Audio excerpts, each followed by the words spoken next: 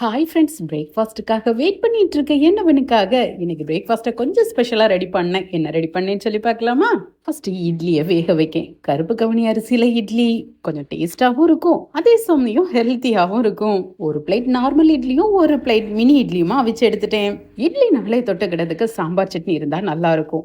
சிறுபருப்பு, துவரம்பருப்பு, கத்திரிக்காய் மட்டும் போட்டு சிம்பிளா ஒரு சாம்பாரையும் ரெடி பண்ணிட்டேன். பச்சை மிளகாய், கடலை, தேங்காய்னு வச்சு கெட்டியா தாளிக்காம ஒரு சட்னியும் ரெடி பண்ணிட்டேன். இது கூட உளுந்த வடை காம்போ நல்லா இருக்கும். இட்லி சட்னி சாம்பார்னு ஆரம்பிக்கிறதுக்கு முன்னாடியே கையளவு உளுந்தையும் ஊற வச்சிருந்தேன். சிம்பிளா மாவையும் மிக்சிலேயே அரைச்சிட்டு எனக்கு தெரிஞ்ச மாதிரி 4 மெதுவடையும் போட்டு எடுத்து வச்சுட்டேன். வீட்டுல அடிக்கடி செய்யக்கூடியதுதான் இந்த மெதுவடை. கொஞ்சம் கூட எண்ணெய் குடிக்காம நல்ல பஞ்சு போல எப்பவும் போல சூப்பராகவும் வந்திருக்கு. இந்த காம்போல ஒரு ஸ்வீட் இருந்தா நல்லா இருக்குமே. என்னவன் அடிக்கடி என்கிட்ட விரும்பி கேட்கிற ஒரு ஸ்வீட் ரவா கேசரி. எந்த ஆர்டிபிஷியல் கலரும் சேர்க்காம நெய்யும் முந்திரி பருப்பையும் கொஞ்சம் தாராளமா போட்டு இனிப்பு கொஞ்சம் தூக்கலா போட்டு நல்ல மிருதுவா ரெடி பண்ற இந்த ரவா கேசரி என்னவன் விரும்பியும் சாப்பிடுவாங்க, அடிக்கடி செஞ்சும் கேட்பாங்க. அவங்களுக்கு பிடிச்ச மாதிரி கொஞ்சம் கேசரியும் கிண்டி வச்சுட்டேன். என் மெனுல இருந்ததெல்லாம் பிளான் பண்ணபடி சூப்பரா ரெடி பண்ணவும் செஞ்சுட்டேன். இப்ப இத பிளேட்ல எடுத்து வச்சிடலாம். நல்ல ஸ்வீட்டா ரவா கேசரி, மெதுவான மெதுவடை, கெட்டி சட்னி, ஃப்ரூட்ஸ் வைக்கணுங்கிறதுக்காக ஒரு கொத்து கிரேப்ஸும் வச்சிருக்கேன். இது கூட நல்லெண்ணெய் ஊத்தி கொஞ்சமா இட்லி பொடி, குட்டி குட்டி இட்லில தாராளமா நெய்யும் சாம்பாரும் விட்டு மினி இட்லி பிளேட்டையும் ரெடி பண்ணிட்டு சுட சுட இட்லியும் சாம்பாரும் எடுத்து வச்சுட்டேன். குடிக்க தண்ணி வைக்கணுமே,